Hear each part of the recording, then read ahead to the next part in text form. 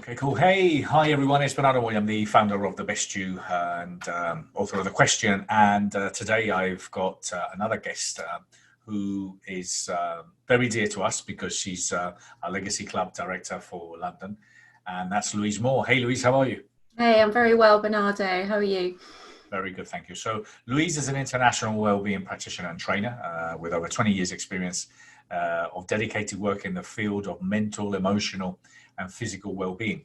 Louise has many qualifications, but is best known for her style of advanced clinical hypnotherapy.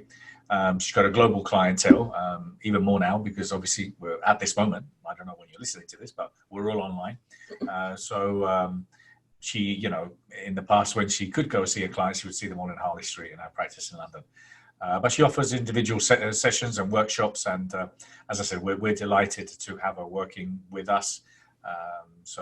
She's got obviously all the diplomas, the NLP, the psychotherapy, general hypnotherapy, standards council as well. So welcome. Thank you for being here. Thank you very much. I'm really happy to be here. So Louise, tell me a little bit more about your early years and kind of what put you on the path of what you're doing today. Because, I mean, I don't know, tell us about those early years, and was there a turning point that put you on that path, or were you 3 or 5 and 6 and said, I want to be a clinical hypnotherapist? How did it work out? No, in fact,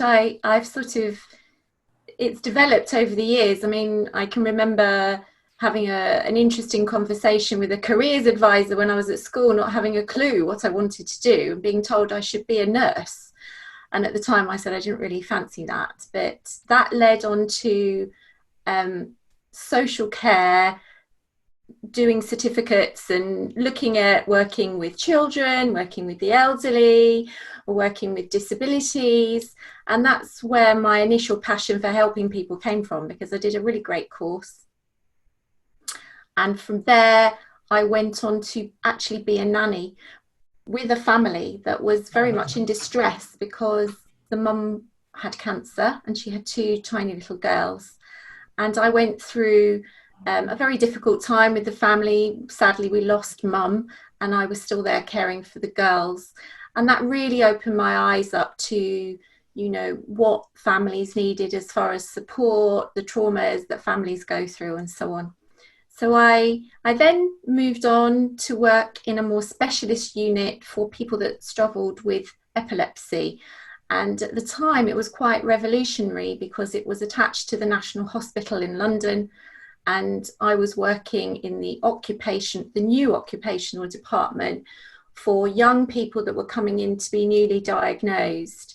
And so I was learning a lot from these top consultants about the brain and the way the brain worked and all the different types of effects that this was having on people and why people had these different issues. So I was there for a few years, and it was there that I met the gentleman that was a psychotherapist in the unit. And I used to sit in on his group sessions. And that's when I fell in love with psychotherapy. And I decided to go off and do my formal training. And it was the best thing I ever did. At the time, I had 2 young children. So it helped me to discover how to be a better parent and how to do all this parenting stuff. And then went on from there to qualify a few years down the line. And I then split my work. I worked in setting up my own counselling practice, but also working for the likes of social services and some charities, working in the community and getting some more experience. So I've worked and diversified with different groups of people with different problems all the way along the line. And then I moved from one side of the UK to the other and had to give up my practice and start all over again. And decided that this was where my passion was. And so got into other training, and that's when I did my hypnotherapy training, and that changed everything for me, and the NLP training. And how old were you then when you did your NLP and hypnotherapy? I was late 30s then. Late 30s, okay. So you already had quite a lot of experience, but you just added these extra tools at that age. And for you, obviously, kind of that represented a game changer for what you were saying, was it? Absolutely, because I loved working for social services and charities, but obviously you're working in a system and there's only so far you can go with some of your clients. And I really felt that I wanted to see things through more with people. So I decided to leave. And in actual fact, the week that I left, I ended up at the doctor's because I had a sore throat. And the head of the practice said, what was I doing? And I said, well, I've taken the plunge to set up my own practice. And he said, fantastic, we need someone like you in the local area to help alongside what we do. So when they had their patients that were suffering with anxiety or addictions, traumas, they would mention the fact that I was in the community and that I had all this experience. So that was a wonderful time for me to take referrals and build my clinic. And initially I built my first clinic here in Suffolk, and then I had the opportunity to go to London and work as a partner in a practice in Harley Street. And I was going down one day a week, and then soon the demand was growing. So I knew I had to find my own practice. And that's about 12 years ago now. So I've been working in my Harley Street practice for 2-3 days a week for the last 12 years and building really on a global clientele. I've had the opportunity to travel. I ran a clinic in Dubai for a while, and it's been fantastic. Yeah, I've met some wonderful people. So why? I mean, I actually had a guest recently, Jonathan Chase, who does a lot of hypnosis and teaches hypnosis. So it's kind of like a common trend. But we were talking, obviously, how powerful it is, and how many people, or many therapists use it for many different ways, and how what a great tool it is to have. And again, it's for those people that might not really appreciate or understand the power of hypnosis, but obviously, and you can explain us more how you're helping and assisting people, but for weight loss, for obviously any type of phobia, to stop smoking, for any types of anxiety.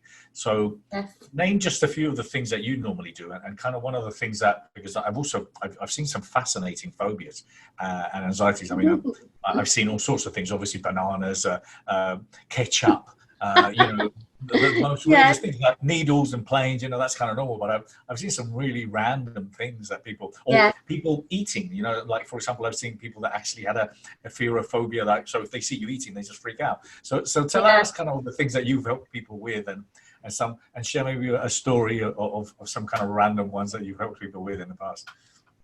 Yes, well, I think, it never ceases to surprise me, what people will come up with and come to see you for. I mean, obviously there are the standard things that, I want to lose weight, or stop eating all this chocolates, I need to give up smoking, or I'm drinking too much alcohol.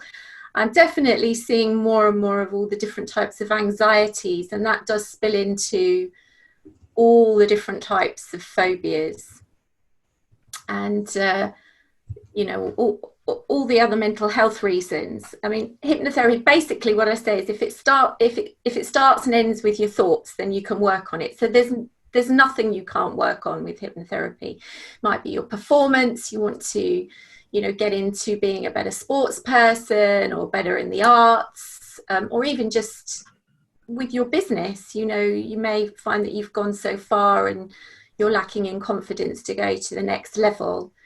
So, I mean, I have worked a lot with people with pain. I mean, this was a pretty remarkable story, actually. One of my early clients came to me. He'd had an injury where he'd lost the lower part of his left leg 30 years prior to coming to see me.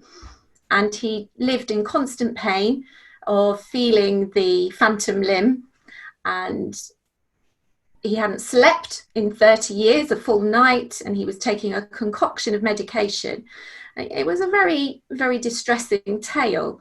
And he said to me, do you think, I don't know about this hypnotherapy lark, do you think it will help me? And I said, well, I don't know, because I've never treated anyone with your issue, but if the pain is in the subconscious, maybe we can do something about it. So we did the first session, and there was no real change. But he was willing to come back again, which was good. And he said he found it extremely relaxing. On the second session, we got to the end, and as I counted him back up to being fully alert, he was just staring at me, and I said, well, you know, is everything okay? And he's whispering at me. He said, I haven't got any pain. I haven't got any pain. And it was almost like he was in shock. He couldn't believe it. And nor could I, because I obviously never had done this before. So I was like, okay. So the two of us are whispering, and he doesn't want to move. But it was remarkable what happened over a few more sessions, that this guy's life completely transformed. So that was my best story, really. Yeah, there's so many beautiful. I remember Richard sharing a story, Bandler, once about someone that also had a phantom arm. He had a pain in his phantom arm, and Richard will acknowledge and accepted that he was in his early stages of practicing and doing hypnosis, and he came up with the idea of using an imaginary injection. So with their eyes closed and in trance, he said, imagine I'm going to put an injection, give you an injection, obviously to, you know, relieve the pain, and the pain will be gone forever. And he said he actually put the injection, and he like tweaked a little bit when the injection was going in the phantom arm. Yeah. But then that was it. He's never had any pain since. Yeah. So it's phenomenal, the power of the mind. And if you are able of thinking about it, you're able of getting rid of it as well, aren't you? Yeah. I mean, I've had someone come before that needed to have 4 wisdom teeth out, and he had a condition that he was really not, unless it was an acute emergency, allowed to have general anaesthetic. So he knew that if he was going to go through this, it was a case of he couldn't have general anaesthetic, he couldn't have the anaesthetic that they would normally put in your mouth, because it was a risk to him. So he said, come on, you know, we've got to do this, because I literally have to get rid of the pain that's in my mouth. So I want to prepare myself with hypnosis, and I'm going to do this. So I said, okay. So we just gave him some tools and tricks to imagine at the moment when he was having the tooth extracted, that he would be washing back into a beautiful cool lake of water that washed away any pain at all that would be there. And he actually did go through the procedure 2 weeks later and had all 4 removed at the same time and didn't feel a thing. Yeah, amazing. That's yeah, it's yeah. So listen, Louise, with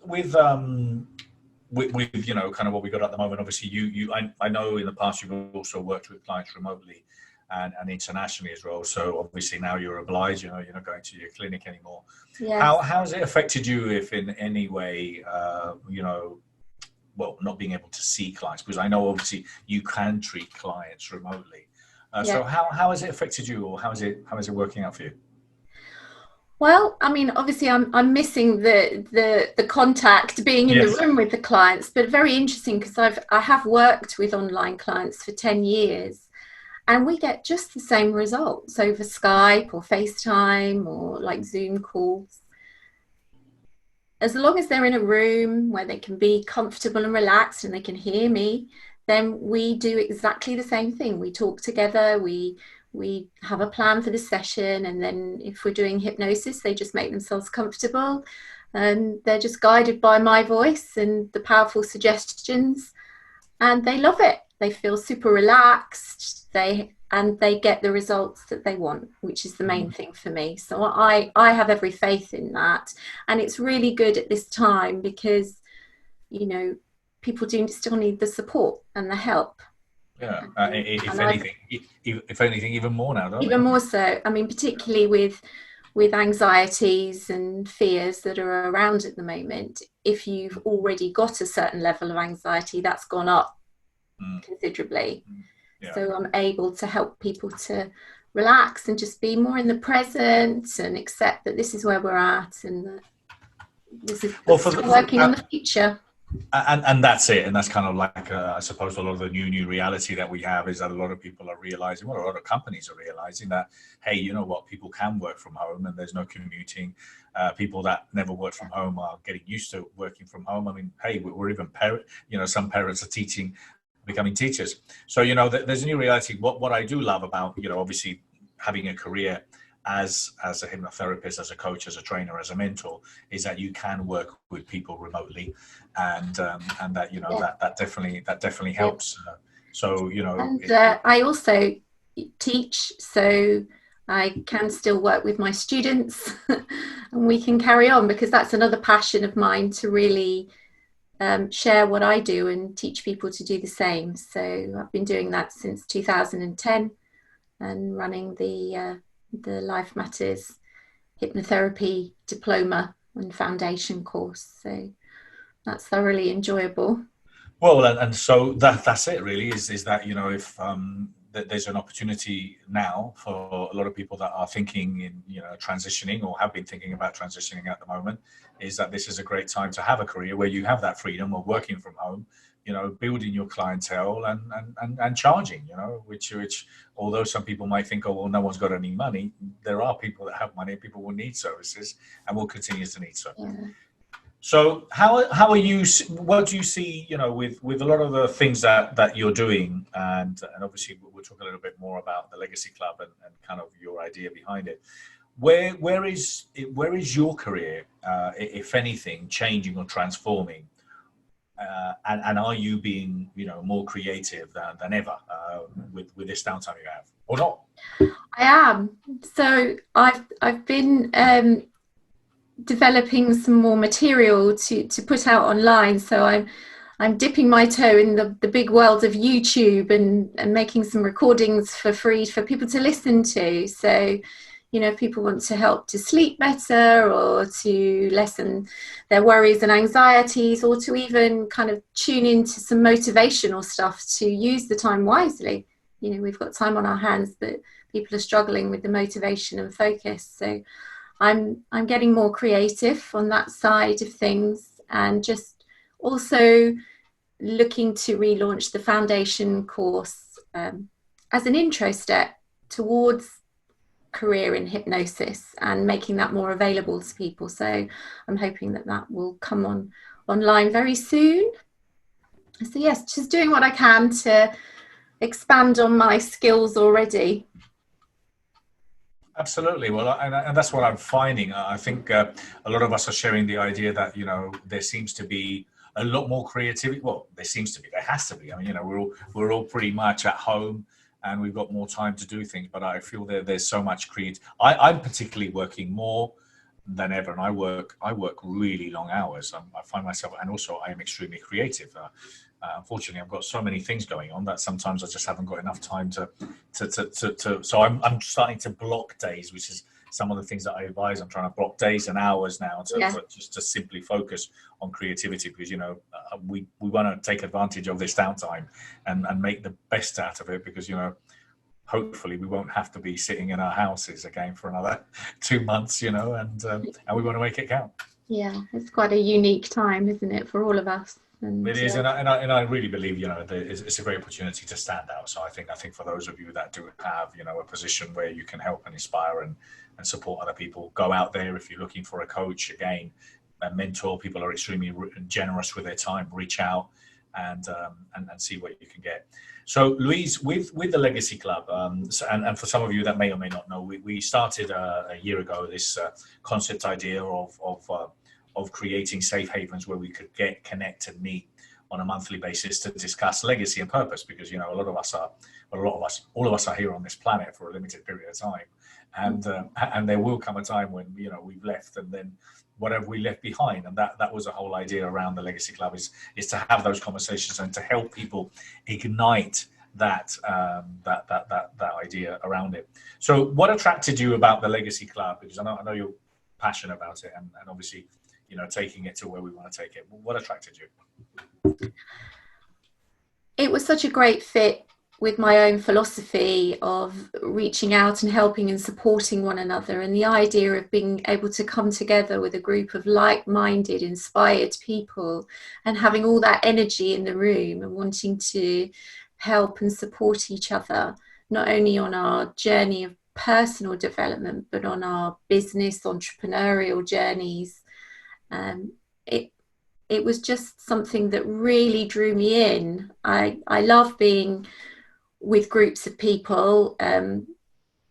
you know, a team as such. You know, I work quite remotely on my own a lot of the time, so I think that was a big pull for me to, because I know how important it is. We are social beings, and to be with like-minded people who are all working towards the same goal is just fantastic. So I think the principles behind the Legacy Club are amazing, and I'm really looking forward to building on the group that will come together very soon and share ideas and see where we take this. Yeah, it's fabulous. Absolutely. And that is it. I think ultimately, and this is the time also, one of the things that we do in the exercises where we focus on helping people find their legacy is the idea of writing 2 eulogies, you know. So one is you continue to do what you're doing now, which right now at this time might not be a lot, but you know, you're continuing doing that 9-to-5 job, or you're continuing to be in the career that you are, where you're not really pushing the boundaries, or then write the other one where there's no limit, you know, a life that gives you goosebumps, where, you know, at the end of it, when someone reads what you've done, they think, well, you know that was pretty amazing. So and that's the whole idea around it, is to help people find what their purpose is and what their legacy is. What would you like your legacy to be? What are you focusing on? What is your purpose, and what would you like your legacy many years from now to be? Well, I think, you know, legacy for me is how many people that I can sort of touch and support and help in as many different ways in life. So I think I will just be happy to be able to know that I made that difference, even if it was a little difference to people. But hopefully there will be some people along the way that will make a tremendous difference, and we'll remember that. So that's what it's about for me. And that's exactly it, Louise, is that, you know, when you're helping an individual, for example, hey, you were just talking about the example of the phantom limb, you know, well, you made his life better, and the ripple effect that will have in his life, and consequently on the life of others, because, you know, he's obviously a different individual now. And people that have all sorts of phobias and anxieties, you're making better individuals, which again are going out there and making a phenomenal ripple effect. I mean, I always remind everyone, not everyone can be Tony Robbins, because there's only going to be one Tony Robbins and only going to be one living around. But there are many opportunities for each and every one of us to plant a seed, and for each and every one of us to go out and then have that phenomenal ripple effect. You know, we don't know, you know, how us being positive, you know, resilient individuals, we don't know the impact that will have in our kids, because, you know, our kids are watching us, and it might be that your kid goes out there and does phenomenal things, and that was thanks to you. So I think, you know, a lot of times people might feel a little bit overwhelmed, but it's those small things that count. Well, I often get, you know, years down the line emails from some old clients that I've worked with some really lovely, happy stories coming through, and that for me is what makes it all worthwhile, you know, just to hear those stories and know that they took that and ran with it and were able to really create what they saw in their mind at the time when we worked together. So absolutely, yeah, it's exciting stuff. Absolutely. So now, with everyone at home for a relatively long period of time, whoever's listening to this, hopefully in a recording, you know, months from now, we're all back out. But what are those skills that people should be focusing on? What should be people doing from home? Because, you know, one of the things obviously we talk about a lot of this is being aware of your internal dialogue, making sure you're making good positive thoughts, you know, don't get into negative emotions or feelings. Hey, we can all have a bad day, or a bad half a day, or a bad hour, but we got to get back on top of it. Well, what's your advice? You know, what are the best things that we can do now to stay at home, stay focused, keep an eye on the prize? Yeah, well, I think it's just embracing where we are at. First of all, is just make peace with where you're at. Don't push yourself to want to be anywhere else, you know, and ask yourself the question, if there's one thing I can do today to make myself feel happier or healthier, or maybe working towards being wealthier, what would that one thing be that I could do that would be possible for me to do today, and let me focus on that. And I think when you ask yourself that question, you'll come up with the answer. Yeah, that's true. That's so true. Someone shared with me, actually, it was David Meltzer the other day, and he was sharing to me that, you know, he was saying, because he had or struggled with depression, you know, in a bad way, and he's helped or worked with a lot of people that also have deep depression. And one of the things that he was advising, he says, when you feel really, really, really, really bad, and you're really in a really bad way, just have sufficient energy to go out there and help someone. Just reach out to someone. And obviously in the past, it might have been a homeless person, you could go out, but there's always someone that could probably do with some kind words or some help. And it's impossible physically. It is impossible physically to feel bad when you're helping someone else. When you're helping someone else, it's not about you anymore. Absolutely. It's about helping the other individual. Yeah. And also we know that when the mind is focused on a task, you can't be accessing difficult emotions. So if someone is struggling with an anxiety and it's feeling a little bit overwhelming, that they're caught in that emotional state, that if they involve themselves in a task where the mind's got to think their way logically through something, that whole other side switches off. Yeah. So it's a useful thing to do. It is a very useful thing to do. Some people start cleaning, some people start reading, some people don't. Just keep yourself busy. Yeah, absolutely. Yeah, absolutely.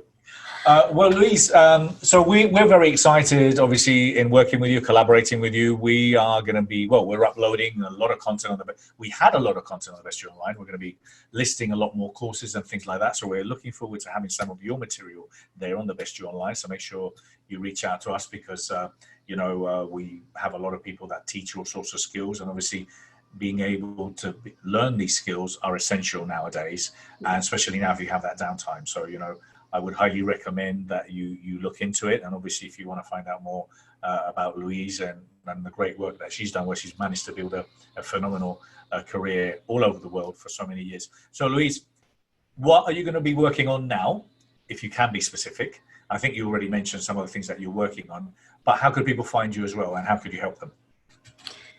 So if anybody's interested, go to the website, lifemattersgroup.com. You'll find all the information about the clinics, but also the training that I offer. And you can reach out to me by email through the website. And I'm always happy to have a conversation with anyone if you're interested in the world of hypnosis and wanting to know how that might benefit you, either not even as a therapeutic career, but even in general life, because these skills are very broad, as we know. They can help us with many different things. That I do have a foundation hypnosis course, which will teach you the basics and give you some initial skills to use in life and for yourself and for the people around you. And then if that really grabs your attention, then we've got the full diploma course, Hypnotherapy, Psychotherapy, NLP training, which is a professional practitioner training. And we will be running that later on in the year, but we will very, very shortly be opening up to any students that want to jump online with me and do some foundation training, which is worth finding out about. Brilliant, Louise. Well, thank you so much. Lovely to speak with you. Lovely to catch up with you. I'm looking forward to us running our Legacy Club meeting virtually. So let me know when we're up and running, and I'll be there. Lovely. Well, thank you. It's been great to talk with you. Thank you so much. And thank you, everyone listening to Inspiring People. And I hope to see you soon. If you want to find out more about, obviously, The Best You, go to thebestyou.co, thebestyou.online, or my webpage, bernardo-moya.com. Thank you so much. Take care.